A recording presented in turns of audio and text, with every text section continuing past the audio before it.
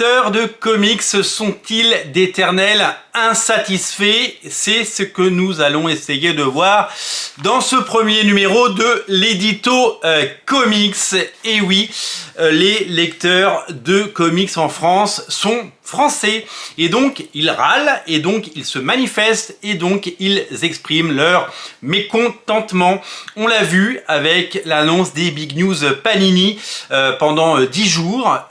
Quand on regardait les news, eh bien on pouvait lire des commentaires, des centaines de commentaires plus ou moins élogieux et plus ou moins agacés. Les lecteurs de comics ne sont-ils jamais contents? Eh bien c'est ce que nous allons essayer de comprendre dans cette émission. Alors, nous l'avons dit, Panini a annoncé plein de nouvelles séries. Et dans ces annonces, Panini a quand même coché pas mal de cases. Il y a des suites d'omnibus très attendues, comme l'omnibus de Frank Miller, Daredevil. Il y a l'omnibus Fantastic Four par Jonathan Hickman, qui est également très attendu. Il y a des intégrales qui ont été annoncées, notamment une qui était réclamée depuis très longtemps par de nombreux fans, celle de Howard le Canard, la collection Marvel Pocket, vous le savez, le pendant de Urban Nomad avec 5 titres à moins de 10 € pour pouvoir répondre à la crise actuelle et au marché qui réclame ce genre de format. Et le succès de Batman la Cour des Hiboux chez Urban Nomad, qui s'est vendu à 17 000 exemplaires, témoigne de ce succès, même si tous les titres n'ont pas été des succès. Et enfin, des annonces de nouvelles séries en 100%, comme Marvel Ultimate Marvel Invasion, la nouvelle série Hulk ou encore le Captain America de Straczynski, mais aussi les nouvelles séries de Mark Millar comme Night Club ou le 4e tome de Magic Order. Bien entendu, on peut citer la nouvelle série Conan de Titan Comics de Jim Zub et Roberto Della Torre. Plein de nouvelles séries qui devraient normalement contenter un nombre de fans. Mais, je dis bien mais, les commentaires que j'ai pu lire ne soulignent pas cette joie et ce bonheur d'avoir autant de titres. Les commentaires soulignent quasiment exclusivement tout ce que Panini n'a pas annoncé ou pas encore annoncé. On le sait qu'il y aura un deuxième Omnibus Ultimate X-Men. On le sait qu'il y aura un jour un Omnibus Immortal Hulk. On le sait qu'il y aura un Omnibus New Avengers. Et on le sait que Rome reviendra en Omnibus. Mais Rome, il arrive en début d'année aux États-Unis en Omnibus, ce qui veut dire qu'il faut attendre quelques mois qu'on l'ait en France. Ça paraît normal, c'est le cycle naturel des choses. Ce qui ressort, ce sont ces mécontentements et ces commentaires négatifs qui sont généralisés. Alors on le sait, la majorité silencieuse se tait et quelques-uns font du bruit parce qu'on leur donne la parole et qu'ils ne l'ont pas habituellement, la prennent pour manifester un mécontentement. C'est vieux comme le monde, ça a toujours existé et la caisse de résonance que peuvent faire les réseaux sociaux fait que ces petits bruits font grand bruit. Alors, évidemment, il y a eu énormément de commentaires sur ce qui ne sortait pas, pourquoi vous ne ressortez pas ça, pourquoi vous ne ressortez pas ça. Il y a des choses qui ne sont, tout ne peut pas sortir en même temps et tout ne peut pas être cadencé sur les 4 mois. Il y a déjà énormément de choses qui sortent et déjà que le comics est une niche, si en plus vous demandez une série qui est une niche dans une niche, alors oui, on l'a dit, Rome, ça sortira, Howard le Canard, ça sortira. Mais demander des suites ou des intégrales un peu improbables de séries qui ne concernent que quelques centaines de personnes en France, c'est très compliqué, très compliqué, ou des rééditions, c'est très compliqué. Avec le nombre de titres qui sont sur le marché et le nombre de titres qui tombent en rupture forcément au bout d'un moment, parce que quand on estime qu'il y a 2000 lecteurs et qu'ils en vendent 1990 et qu'il n'y en a plus, et qu'il n'y a pas un potentiel pour en retirer 2000, c'est un petit peu compliqué de faire exister tous les titres dans toutes les collections et de tout maintenir. Il n'y a aucun éditeur au monde qui maintient son catalogue en stock. Et si vous trouvez que Panini ne gère pas bien son catalogue, et il y a plein de trous, je le sais, très frustrant, moi qui suis les intégrales X-Men, je peux vous le dire, il y a de la frustration. Mais regardez ce qui se passe aux États-Unis. Aux États-Unis, c'est plus qu'un gruyère. Vous ne trouverez absolument pas des omnibus ou des choses sorties il y a plusieurs années. Il y a des ruptures absolument totales. Il y a déjà 80 comics qui sortent tous les mois chez Panini. 80 comics en tout et une quarantaine chez Panini. Tout le monde s'accorde à dire que c'est beaucoup trop. Alors, ce que j'ai du mal à comprendre, c'est que quand il y a trop d'omnibus, comme ce qui s'est passé depuis 2 ans, eh ben ça gueule, les gens sont pas contents. Mais quand il n'y a pas l'omnibus que vous voulez, qui ne sort pas, ça gueule. Donc il faudrait quoi? Il faudrait que Panini rajoute aux 10 ou 12 omnibus qui sortent en début d'année, plus que ça, une quinzaine d'omnibus qui sortent en début d'année.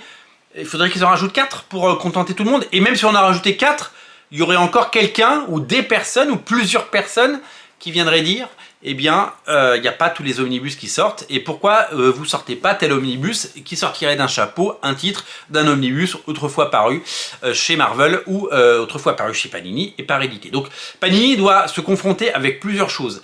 Éditer des omnibus, éditer des suites d'omnibus et rééditer des omnibus qui tombent en rupture. Donc rendez-vous compte de la masse de travail que ça représente et de la trésorerie et bien entendu chaque titre doit être analysé parce que est-ce qu'il y a un potentiel pour ressortir les titres ou les sortir tout simplement. Donc quand il y a trop d'omnibus ça gueule et quand il n'y en a pas assez ça gueule aussi. Donc en gros, quoi que fasse Panini, c'est jamais bien. En gros, la relation que les lecteurs ont avec Panini, c'est un peu celle d'un couple marié depuis 10 ans, quoi. C'est jamais bien. C'est vraiment ça. C'est vraiment, on est là-dessus, quoi. Alors, on l'a dit, hein, sur les omnibus, il y en a eu beaucoup sur 2022-2023, ça a gueulé. Et Panini a annoncé qu'il y en aurait un petit peu moins, et du coup, les gens sont frustrés. Donc du coup, on sait plus quoi penser. On ne sait plus quoi, sur quel pied danser, on ne sait plus quoi... sur quelle branche s'asseoir parce que on a vraiment l'impression que c'est jamais bien. Alors ce qui est sûr c'est que le marché ne peut pas tout absorber. On ne peut pas absorber autant de sorties, donc il y a eu beaucoup d'omnibus depuis 2 ans, on a vu que c'était un peu trop. Du coup ils réduisent un peu et peut-être que ce sera un petit peu mieux. C'est déjà un miracle avec le petit marché que c'est, les comics, qui a autant d'offres, et qui a autant de choix, et qui a autant de collections, et qui a autant de titres, et qui a autant de héros mis en avant. C'est du chance. Je pense que le lecteur de comics eh bien, ne mesure pas la chance qu'on a. Je vous rappelle que moi, j'ai grandi à une époque où il y avait 4 ou 5 magazines en kiosque, hein, Strange, Titan, Spécial Strange, Nova, etc., Spidey, et que en librairie, il y avait quasiment rien. Il y a eu les éditions USA dans les années 80, fin 80, début 90. Il y a eu Betty. Et puis, il leur a fallu attendre l'arrivée des comic books et des premiers titres Marvel en librairie à la fin des années 90 pour commencer à avoir des bouquins. Et ben aujourd'hui, il n'y a jamais eu autant de bouquins, il n'y a jamais autant de commentaires, il n'y a jamais autant de frustration. Donc, plus il y a de bouquins, plus il y a de frustration. C'est quand même assez hallucinant. Donc, je ne sais pas si il y a vraiment une solution. Ce que je constate, c'est que je suis un observateur. Pendant des années, on n'avait pas d'infos. On n'avait pas d'infos sur les rééditions, sur les sorties, etc. Aujourd'hui, une boîte comme Panini, on peut pas dire, mais elle écoute quand même un peu. Déjà, elle écoute le marché, sinon elle n'aurait pas fait Urban Marvel Pocket, qui ressemble évidemment au Urban Nomad. Et puis, il communique beaucoup plus qu'avant. Alors, c'est toujours pas la panacée, mais il y a un progrès, et il faut le dire.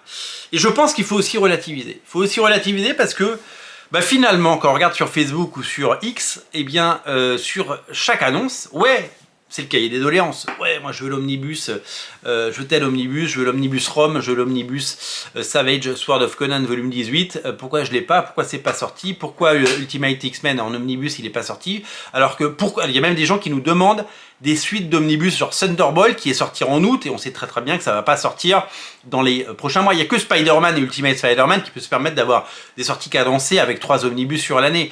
Des séries comme Thunderbolt, il faut laisser le temps qu'elles se vendent et le 2e tome il arrivera certainement peut-être à l'été 2024 et peut-être qu'il arrivera pas en 2024 et peut-être début 2025 et peut-être qu'il faudra attendre que tout soit sorti aux États-Unis parce que vous le savez la plupart du temps il faut attendre que les États-Unis donnent le là et que ensuite les choses sortent. Donc il faut vraiment tout comprendre. Donc il faut quand même relativiser parce que oui il y a des posts qui font 160 commentaires ou 80 commentaires mais on l'a dit hein, il y a des titres qui se vendent à 20 000 exemplaires quand même en France. Il y a des titres qui se vendent à 70 000 exemplaires comme Batman White Knight.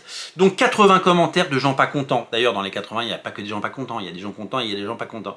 Mais admettons qu'il y ait les 2 tiers ou la moitié des gens pas contents. Ça fait 40 commentaires. 40 commentaires de gens qui font du bruit et qui râlent et qui sont pas contents. Donc il faut quand même relativiser. Sur les milliers de lecteurs que nous sommes, eh bien, il n'y a que quelques-uns qui se taisent et la plupart du temps, les gens sont contents. moi je le voyais quand j'allais en boutique, dans ma boutique, eh bien les clients étaient contents de venir, de parler comics, de discuter, d'échanger. J'écoute beaucoup de podcasts sur les comics. Et partout où on entend des libraires passionnés parler de leur métier, eh bien on se rend compte de la joie des gens qui viennent découvrir. Alors oui, il y a plein de choses qui permettent, qui font aller, oui, les prix peuvent paraître dingues, oui, évidemment on a envie d'avoir la suite de certains titres, oui, on a envie de faire en sorte que on ait le maximum de choses pour le minimum d'argent. Mais la plupart du temps, les gens sont plutôt contents d'avoir des comics parce que il y a plusieurs types de lecteurs de comics. Il y a les lecteurs qui consomment énormément. Vous avez vu tout ce que j'ai derrière, tout ce que j'ai accumulé avec toutes ces années. J'ai des poils blancs sur la barbe, je suis un vieux monsieur.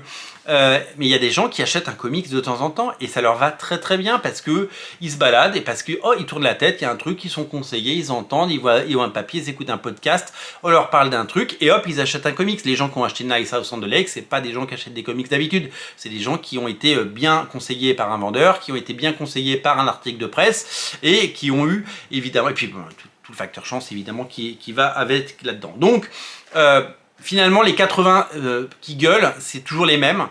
C'est toujours cette minorité qui fait du bruit comparée à la majorité silencieuse. Et ça ne reflète pas la majorité des clients heureux, des clients qui sont contents et qui applaudissent en silence et qui se réjouissent des sorties à venir. Moi, le Conan qui arrive de Titan Comics, je suis super content. Secret Ultimate Invasion, je suis content. Il y a plein d'omnibus qui me réjouissent et je suis content de voir ces titres sortir. Je me suis réjoui de voir sortir Extreme X-Men alors que d'autres auraient préféré autre chose en disant mais pourquoi vous sortez ça pas plutôt qu'autre chose. Voilà, il faut vraiment penser en temps long.